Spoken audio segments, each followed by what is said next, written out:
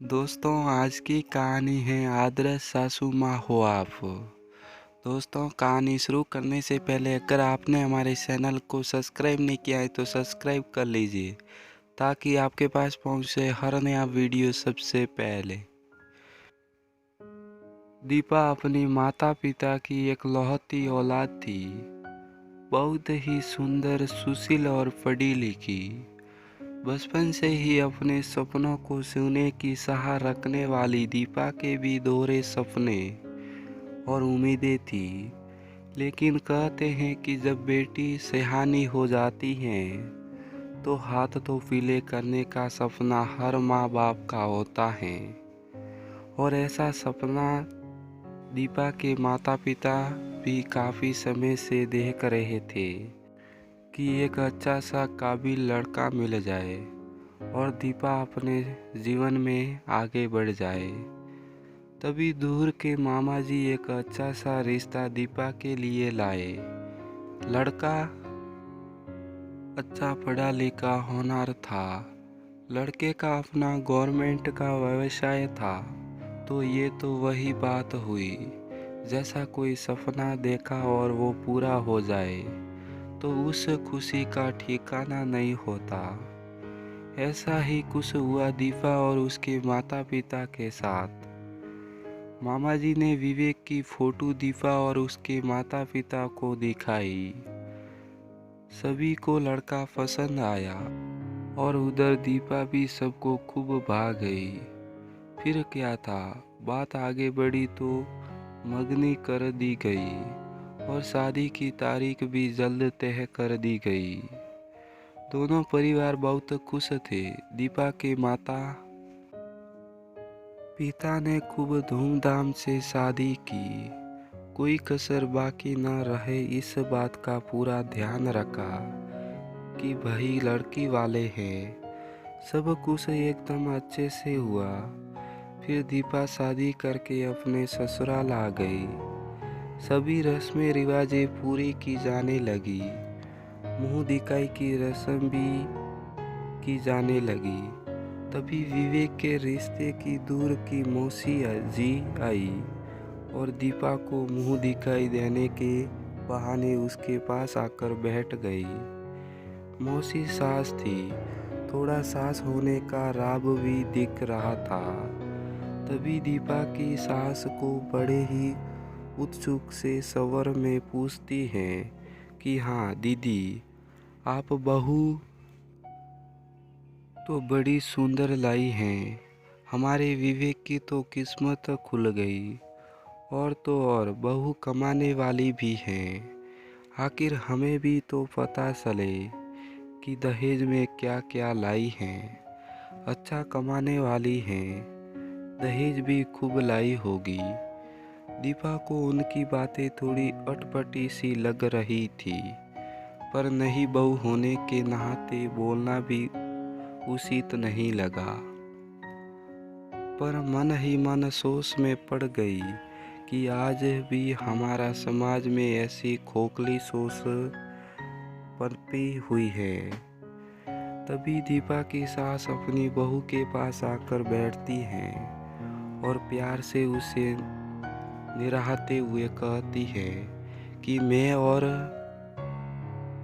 मेरा परिवार बहुत खुशकिस्मत हैं कि हमें दीपा जैसी बहू और विवेक को समझदार जीवन संगनी मिली है। और यही हमारा सबसे बड़ा दहेज है।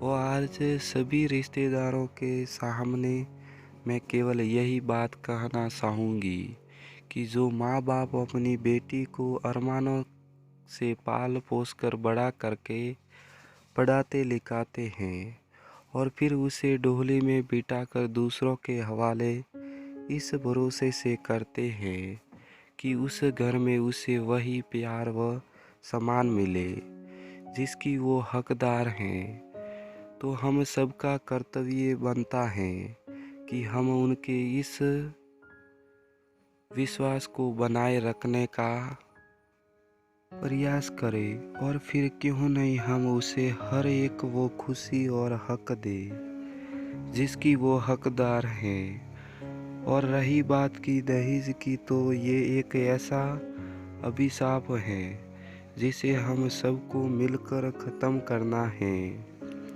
और समाज को आईना दिखाना है कि अगर आज वो दहेज के लिए बहू को प्रताड़ित कर सकते हैं तो कल हमारी बेटियों के साथ भी हो सकता है। और रही बात दीपा की, वो मेरी बहू नहीं बालिक बेटी बनकर आई हैं और आशा करती हूँ कि वो मेरी बेटी बनकर रहेगी। लंबी सांस लेते हुए दीपा की सास की आंखों नम हो गई, क्योंकि आज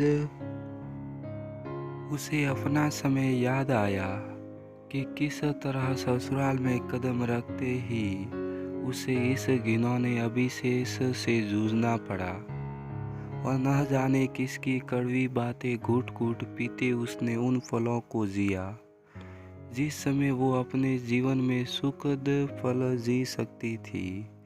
लेकिन उन्होंने ठान लिया कि वो न तो दहेज लेगी और न ही दहेज देगी।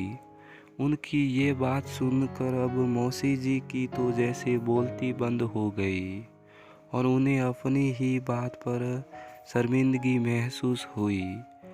बहुएं तो हमारे घर की शोभा बढ़ाती हैं, हमारा वंश बढ़ाती हैं और ये समाज उन्हें सम्मान देने की बजाय दहेज के रूप में एक पैसा लेने का जरिया समझते हैं।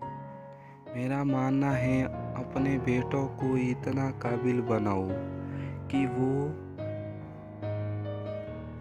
आत्मनिर्भरता के साथ लक्ष्मी बहू को घर लाए, न कि लक्ष्मी बहू पर आत्मनिर्भर बने, क्योंकि दहेज एक ऐसा अभिशाप है जिसने न केवल समाज को दीमक की तरह निगल रहा है, बालिक वर्षों से देखते